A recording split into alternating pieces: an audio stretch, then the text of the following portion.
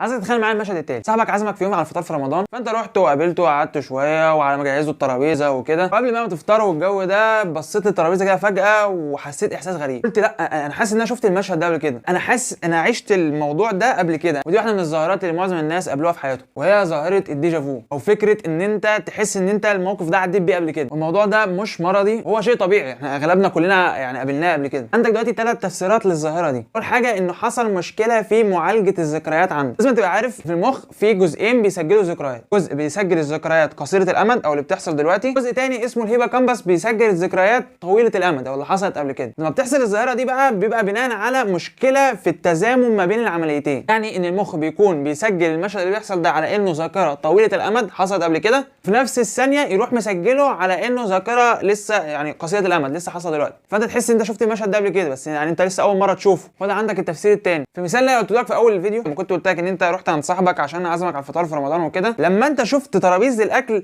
انت حسيت ان انت شفتها قبل كده، وده بسبب ان انت كنت بتروح زمان عند جدك وتشوف كانوا يعني بتقعدوا تفطروا كده، وكانت ترابيزه الاكل قريبه او شبيهه بنفس الترابيزه اللي انت شفتها، حسيت بالالفه بس ناحيتها، ان انت دي حاجه انت بتحبها، فكره ترابيزه جدك والقعده في رمضان وكده دي حاجه انت بتحبها. فانت حرفيا لما كانت المعلومات بتتسجل في دماغك هي ارتبطت بحاجه انت شفتها قبل كده، فحسيت ان انت شفت المشهد ده قبل كده بس انت شفتوش، انت شفت حاجه قريبه منه او انت حاجه انت بتحبها فربطتهم ببعض. واحد دلوقتي يقول لي طب يا عم دي بالنسبه لحاجات انا ممكن اكون شفتها قبل كده او عشتها قبل كده او حصل مشكله في تسجيلها، انا بكلمك دلوقتي بقى في حاجه انا لسه اول مره اشوفها. ببساطه في مشكله في تسجيل الحاجات اللي بتحصل قدامك.